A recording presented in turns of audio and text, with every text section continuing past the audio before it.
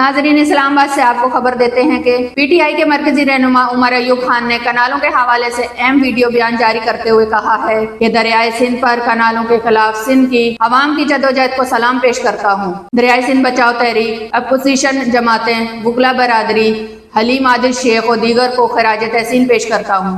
دریائے سندھ کے پانی پر پیپلز پارٹی کے ڈاکے کے خلاف سب نے بھرپور کردار ادا کیا۔ انہوں نے مزید کہا کہ بسم اللہ الرحمن الرحیم۔ پاکستان کی خواتین و حضرات اور بالخصوص میرے سندھ کے خواتین و حضرات، السلام علیکم۔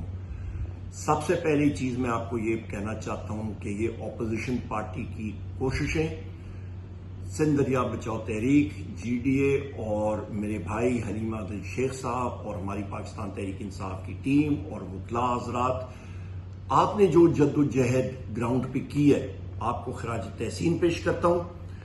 پارلیمان میں ہم نے یہ بات 6 مہینوں سے اٹھائی تھی بحیثیت اپوزیشن لیڈر کہ سندھ کے پانی کو آصف علی زرداری نے اور بلاول بھٹو نے اور پاکستان پیپلز پارٹی نے بیچ دیا تھا اسٹیبلشمنٹ کے ساتھ ملی بھگت کر کے۔ میں آپ کو تاریخ بتاتا ہوں، 7 فروری 2024 کو الیکشن سے ٹھیک 12 گھنٹے 15 گھنٹے پہلے ایک ایک باڈی ہے کابینہ کی، اس کی میٹنگ ہوئی اور وہاں پہ یہ اجازت دی گئی کہ آپ کے پانی کو چوری کر کے چولستان میں دیا جائے گا۔ ہم نے اس کے دستاویزات قوم کے سامنے رکھے۔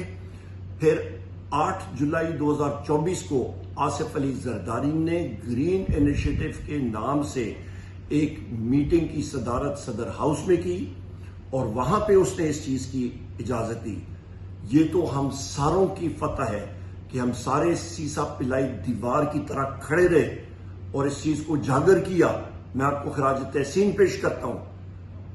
جتنے ہمارے ساتھی ہیں، آپ نے صحیح مقابلہ کیا اپنے حق کے لیے اور آپ نے کرتے رہنا ہے، کیونکہ اس وقت پیپلز پارٹی اسٹیبلشمنٹ کے ساتھ انہوں نے ملی بھگت کی ہوئی تھی اور مجھے اس چیز کا ڈر ہے کہ کاؤنسل آف کامن انٹرسٹ کا اجلاس تو کل ہوا اور وہاں پہ یہ فیصلہ ہوا کہ اس چیز کو مؤخر کیا جائے گا اور یہ بجٹ کے بعد پھر ایک بار آصف علی زرداری کی کام پہ ٹانگتی ہیں، بلاول کی کام پہ ٹانگتی ہیں۔ وہ جھوٹ کرتے ہیں سندھ کے ساتھ، وہ جھوٹ بولتے ہیں۔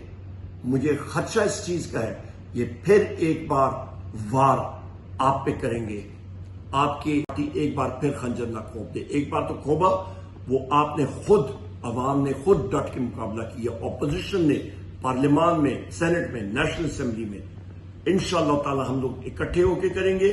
میں آپ سارے ساتھیوں کو ایک بار پھر دل کی عطا گہرائیوں سے آپ کا شکریہ بھی ادا کرتا ہوں اور آپ کو مبارکباد پیش کرنا چاہتا ہوں، کیونکہ پاکستان کی اکائیاں مضبوط ہوں گی، پاکستان کے صوبوں کے لوگ مضبوط ہوں گے، پاکستان خوشحال ہوگا۔ بہت شکریہ۔ پاکستان زندہ باد۔